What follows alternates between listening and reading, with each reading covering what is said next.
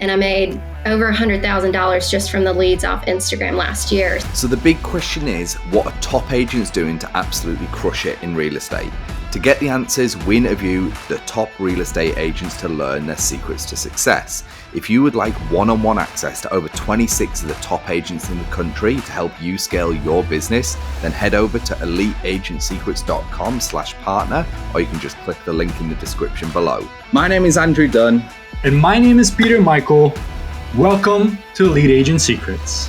Hey everyone, welcome to this episode of the Elite Agent Secrets show. Today we've got Emily Clough with us. She's been in real estate for 8 years, started when she was only 21 years old, and she made 100K off Instagram last year in 2021, doing 24 million in volume. Emily is going to be talking about Instagram, being honest with clients and not salesy, and creating raving fans. Emily, thank you for agreeing to come on the show with us today. How are you doing?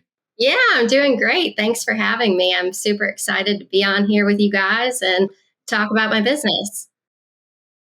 Today's going to be a fun one. So as we kick things off, I know I was a little bit late to the party, so I didn't get the whole spiel, but neither did the audience. So give us a little bit of the meat and potatoes behind how you get started. What did your first year look like? And take us through the first few years of your journey. Yeah, so actually started when I was 21. I got my real estate license. I was in college at the time, University of South Carolina, and I started working as an assistant.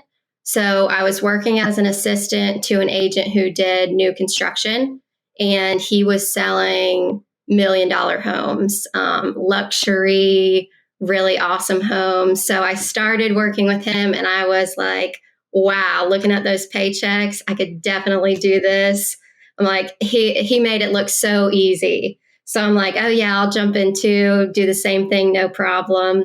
So after I graduated, I was still working as his assistant and decided to move back to Greenville. So that was in Columbia where I was going to university. Moved back to Greenville and kind of jump in on my own as a single agent, and quickly realized it was not as easy as he was making it seem. So my first year, I made $12,000, which was great. Definitely regretted getting into real estate at that point. I was like, I had job offers to, do other things after college. I'm like, man, I definitely should have taken one of those jobs because $12,000 pays for nothing. But quickly realized on my own, I wasn't going to be able to do it. I was 22 years old at that point, didn't have a huge sphere, no client base. So I joined a team. I worked on that team for 2 years. And at that point, I started my Instagram. So it was 2016. I had started doing Instagram. Nobody else was really doing it at that point. It was super new. So I got an awesome handle, Greenville Real Estate, straight to the point. Everybody can find me. And when I started on that team, I was getting my own leads. I didn't really need the leads from the team anymore. So really starting to grow my own business. I met my now husband, then boyfriend on that same team. So after 2 years on there, we were getting our own leads, didn't really need the support of the team anymore, branched off, started our own group, the GVL group, and we've been doing that for 4 years now. So what was your second and third year like? So you've been doing it 8, so you're 12,000 in your first year. What were you like after that? Yeah, so the first year I was doing the assistant thing. Year 2 on my own, $12,000. Year 3 and 4 was when I was with the team. And really after year 3 was when I saw my business start to explode. I wasn't relying on the leads from the team anymore. I was starting to get calls from Instagram. And more people my age were buying homes at that point. So I had a little bit more confidence then, felt better on the listing appointments, the buyer appointments. And, I think my last year on the team, I think I did 30 or so sales. Oh, nice. So, and a couple of those were leads from the team. So at that point, I felt like we were ready to branch off and start our own thing. So that's into year 4. Wow. And that started in the laundry room of my first home. And so we worked in the laundry room there, trying to build the business and figure out what to do. We used a lot of Zillow leads when we were with the team. So when we started our own thing, I'm like, we'll do the same thing. We'll buy the Zillow leads. That'll help grow the business. The Zillow leads were trash. They got us nowhere. So we had to go back to the basics, open houses, calling people, for sale by owners, really hitting the ground hard, and building up our own client base. So from year 1 was 12K. By year 3, you were already doing over 30 deals a year. Yes. That's pretty mental. Yes. To have that type of growth. Yeah. 0 to that. And then year 4, you left and set up your own team or your own brokerage. Own team within the brokerage? Yes. Yeah. Own team within the brokerage. And so now we've been doing that 4 years. And we've grown each year. I was going to say, what's the growth been like on the team then? So year 1 through to where we are now. So last year we did 24 million. How many units is that? 65 units. Nice. And how many members are on the team? It's me and my husband. And then we added on another agent a couple months ago. And then we've got an admin who's my mom. So we've got a little family business. So that's pretty good. So between you and your husband and admin, you're basically doing 30 deals each a year. And you're running the whole thing. Yeah. So I still outpaced my husband a little bit because he started in the business a bit after I did. So not competitive. Yeah, I was going to say, not competitive at all. I'm just stating facts. I'm not very competitive. What are the chances that you send this show to your husband and just be like, you should give it a listen? Within 6 minutes, you've already thrown him under the bus that you're a better agent than he is. And at this point, we might have to give him a call and be like, we should get you back on the show. Let you say your piece. Competition. So how many did you personally do last year then? If it wasn't quite even, were you 35, 40? I think I was probably 42. Oh, wow. Yeah. Okay. So that's quite a pace. Yeah. He works with more like luxury clients. So he doesn't have to do as many units as I do. So volume wise, we're probably about equal.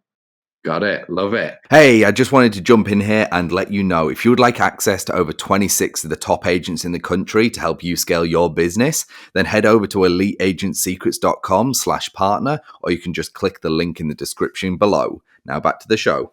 Now, obviously your first topic, which I want to dive into, is something you touched on right away. I've got a few curiosities. So your first secret to success is Instagram. Mm-hmm. And I want you to dive in. My first instant kind of thought is what you touched on was like, no one was doing it in 2016. Like it was not. And I'm not sure whether it was like you liked Instagram, so you thought you'd do it, or whether it was just kind of like ignorance, where it's like, it's hard to start something that you don't see other people doing. Like now, there is courses and programs. You see other realtors leveraging Instagram. Peter uses it, for example. Like he loves that platform. Like that's his jam too. We've had some amazing guests on the show that heavily leverage Instagram as well. But like back then, if no one's doing it, you haven't got a path to follow. And now you can go and look at, say, people like you, and it's like, well, this is what they're doing, and she's having success. So it's kind of pretty brazen, right? To like go, I'm just going to do this, and no one's told me how I'm going to do it. I'm going to figure it out. So walk us through why your first secret to success is Instagram and kind of that journey, because I think it'll be an interesting one. Yeah. So I was just kind of winging it at that point in 2016. I had a personal account that I used for Instagram to, post pictures of my dog or whatever. But I canceled that account and I made just the business account, which I was planning to use for my business and personal, so I could get people, that I knew and that I'm looking for to make new business with. So got a great username, Greenville_real estate. And I just started posting about being an agent. Like I would take a picture at a showing if I saw something unique. I would post my open houses. I would post struggles that I was having with clients. Just really sharing about what I was doing, because I think a lot of people don't really understand everything that we have to do. So being open about all of that, I started to see my followers growing, and I started to see more people just coming to me randomly. And I would ask like, hey, how did you find me? How'd you come across my profile, whatever. And it was a lot of people through hashtags, which were really popular in 2016, not as popular now. But that's where a lot of the leads were coming from. So, and the thing about Instagram that's so cool is I don't have some huge following. I've got 3,000 followers, and I made over $100,000 just from the leads off Instagram last year. So you don't need to have some huge following to make any money off of it. You just need to be genuine about what you're doing and sharing that, and people will find you and want to work with you. There's a big story component with an authenticity that kind of intertwine, which I think is what a lot of people get wrong on in media in general. It's not just Instagram, it's any type of media at all. It's like they think they've got to be this certain way. And like actually people resonate with real people, which is counterintuitive because, you know, whatever spaces you follow, whether you're seeing people like sitting on Lamborghinis or whatever, and it's like, that's just not real life, right? Yeah. Like real life is looking under a house and seeing like there's loads of rat shit from the inspection. Like that's real life. So when it comes to, I know a lot of our listeners love the social side of things. Like we're big proponents of this. Like we've built our entire business on the online lead generation, social side of things. When it actually comes to the stuff you are posting very specifically, is there a certain types of posts or formats, things like that you'd be like, if you're wanting to get going on Instagram for your real estate business, these are like my top tips for having success. These are things that will help you get deals coming through. Yeah, so it changes so frequently because the algorithm changes. So when I first started the Instagram, you know, there wasn't stories or reels. So it was really just the post. And then, do you guys remember boomerangs? People still do them sometimes. Yeah, the boomerangs were hot. So one thing that we did with our clients, this is probably a couple of years ago now, was a boomerang competition. So when they closed on the house, we had a big sold sign, and we'd take their boomerang outside, and they could come up with a goofy way of how they wanted to do the boomerang. So it's a fun way to get your clients to participate in advertising that they had just bought a house with you. So we would post it on our social, and then they'd be sharing it to their social. So that was awesome. Boomerangs were awesome. That was a good way for us to really kick off the social media. And then now, of course, the reels. That's the big thing, the reels. So I'm starting to dive into the reels. I think I've posted maybe 5 or so now. And I posted 1 or 2 last week. And like I said, I've got 3,000 followers. Both of these got 12,000 views, 13,000 views. Like Instagram is really trying to push this reels right now. And you can look at your insights on Instagram and see how you're doing. My engagement was up 1,108%. I'm like, okay, we're going to keep doing the reels. And so I've learned, you know, if you keep those reels short, 6 to 9 seconds, that's when you're going to get the most views. Use a trending song. And if you add some text on there, if it's 6 to 9 seconds, you know, they're going to go back and look at it again to try and read what you had put on there. So the reels are so big. When any platform comes out with new features, they always push it because they want to try and get the data sample. It's also why they can drop features, which seems like weird. They launch something and then not long later drop it because they got the data sample, it didn't work. I think one of the questions that our audience will be thinking about is, what are the conversations like? So like you've gone out, you put your reels out, or you got leads from posts or whatever. Now you've got someone, so what, they DM you, or they call you. How does that conversation kind of play out? Do they tend to be this weird middle ground between like a Zillow lead and a referral? Are they closer to more of a referral, or are they closer to a Zillow lead? Like, what's kind of the situation with, you know, the conversation post Instagram connection, so to speak? I think the leads from Instagram are definitely warmer than a Zillow lead.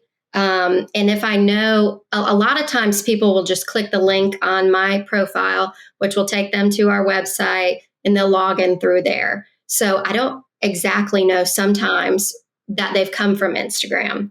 So those, it's always interesting to find out later, like, how'd you come across me just in general, and find out that it was from Instagram.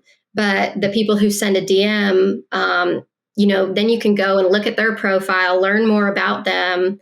And it's a much warmer lead than buying the Zillow leads or cold calling. And then the listing leads that you get from Instagram are incredible because they already know all the marketing that you do. They've seen the whole profile. They know when I get a listing, I'm going to be posting those pictures on there. I'm going to be doing the videos at their house. They've seen all my marketing. So I go into those listing appointments and don't have to do really too much. I don't have to go through the whole presentation and tell them why they should pick me. They already know all of it. Yeah. It's interesting that, because we haven't really had anyone on the show that has made, at least spoken about making as much off a single platform like Instagram. I mean, obviously we do a lot on Facebook. We've had some massive people from YouTube as well. Who've done multiple 7 figures off YouTube alone. But like Instagram and having your level of success with what you've done, I think that is a first for the show. Thanks for listening to this episode. If you would like one-on-one access to over 26 of the top agents in the country to help you scale your business, then head over to eliteagentsecrets.com/partner, or you can just click the link in the description below.